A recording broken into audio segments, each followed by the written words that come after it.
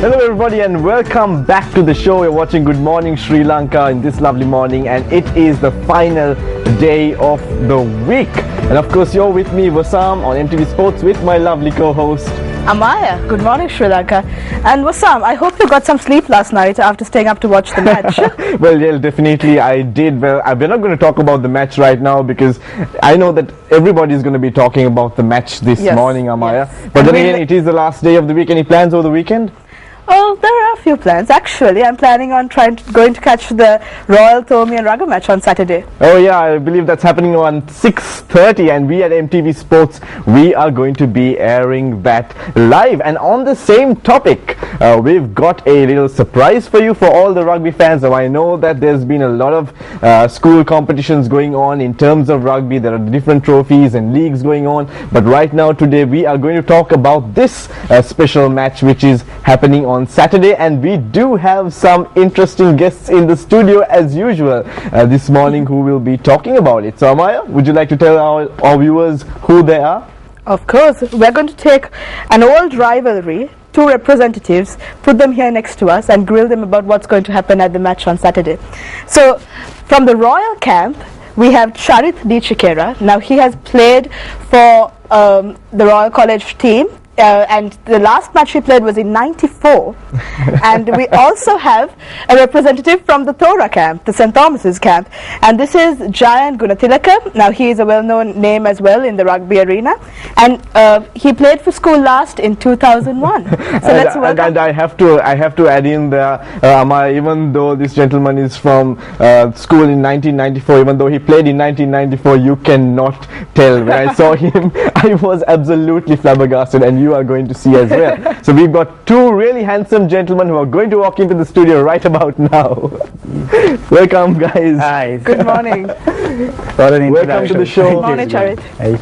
Please have a seat. Morning, Jayan. Good morning. So guys, tell us, how has it been like in the past? Can you just give our viewers a little, look at, the kind of experience you guys had way back then as rugby players for these two schools? Yeah, well, rugby, obviously for both of us growing up, rugby was a big part of our schooling careers. And when it comes to big matches, games like the Royal Thomian are as big as it gets. Shahid will argue that they also have the Bradby, that's their big game. But for the Thomian, games like you play against Trinity and Royal are right up there amongst the fondest of memories that you take with you. Yeah, I think so. I mean, as rugby players, these are the days, as they say, and 20 years now we still talk about the matches we played with St. Thomas's. They used to be one of our toughest rivals, and also some of our closest friends. So it was really an interesting period. I think we were both privileged to be a part of that. And I think many years later, it's beautiful to see the fact that these two gentlemen are actually sitting next to each other, discussing the whole topic. What do you say, Amaya? Definitely. And you're here today to speak to us about what's going to happen on Saturday. So what do you think? How are the preparations going for the big game? It's the Michael Gunaratna Trophy, isn't it? Yes, it is. The Michael Gunaratna Trophy has been on offer since 1962, and I believe Royal have won I think 28 games, and we've won about 17 in the series. But over the last 10 years, Royal have really dominated the series and won the last 8 games. So it's been a long wait for St. Thomas's, and we're all hoping that come Saturday that Devin Jayasinghe and his Thomians will be able to go one up better on what we did. I see. So tell us something about, one thing I need to ask you is, okay, you did say that Royal has won most of the games, so how is it looking this time? What are your predictions? Yeah, I think, I have to be very honest about it. St. Thomas's have a really good season. They haven't lost a single game, and they're looking money for retaining, or winning the trophy. However, it is a Royal Thomian. Royal Thomians, you start from zero. What went before in the season gets cancelled out. It's a big game. Both teams are up for it. I think Royal have an extra incentive in trying to get a trophy this year. So I think things are down for a really good game. We'll see. And who are the players this time to look out for? I think Royal have a very, very strong pack, probably one of the best in the school's arena this year. They have big forwards, a big third row, which they will use to batter, I think, the Tomian team.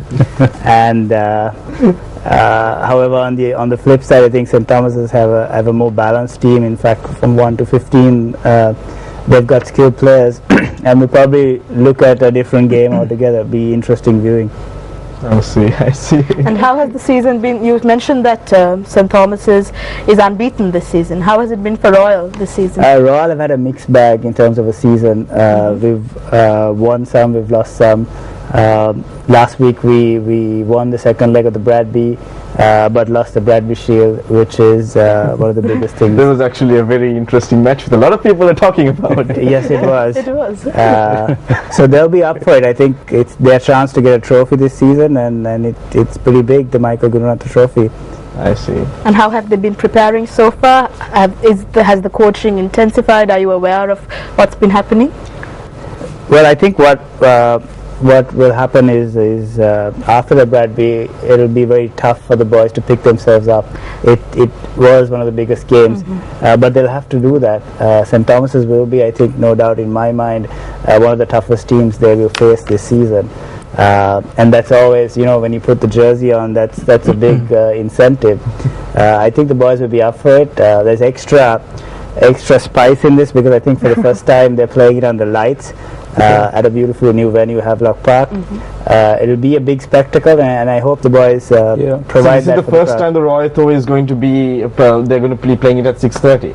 Yes, the first time under lights. Under lights. Yeah. Oh, wow. And I think you guys are covering it live, so Yes, we are. so it'll be a pretty good spectacle. I see. So any particular reason why this hasn't been done before? The fact that there haven't been like really late matches with the Royal Tho? Well, I think we don't get too many floodlit grounds in Sri Lanka to begin with. I think you just get the Sukuladasa ground, and I think Havelocks has been renovated over the last few months or since last season, and the ground is probably one of the better grounds in Sri Lanka now, and it's now equipped with lighting to facilitate night games. I see. So I think this coincides with the opening of that as well. I see. And well, it's the home ground of St. Thomas's now. They play all their home games there. And if Royal had a bad weekend last time, we had a pretty good one against St. Joseph's. Yes. So we're on a bit of a roll at the moment, and we're hoping that that successful run will. So giant things are looking good. Things are looking good, but then as Chait said, when it comes to Royal Thomin, everyone starts on 0 points come the start of the game. And you never know, it depends on which team holds their nerve and what team takes their chances, because as you know, rugby is a game of very, very small margins. Yeah, and I think if you look at the history of the trophy, there are many examples from both sides where the firm favourites went into the match and came out the losers.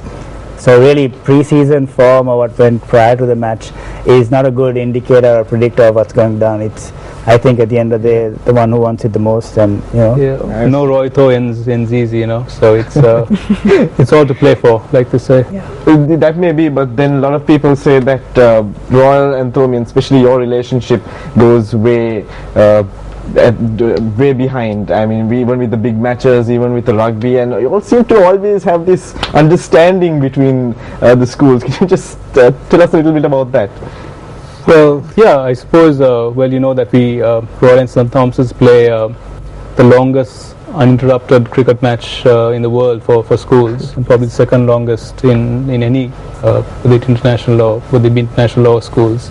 So that it's a long line of tradition that's continued over the years.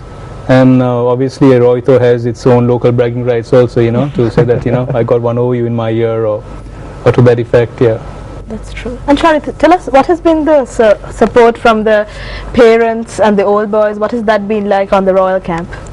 So I mean, I think what you must understand is if you are in Royal, rugby is probably one of these sports that you want to play. And as a parent, I mean, I know my son's in Royal right now, and one of the biggest things for me would be to see him wear that jersey.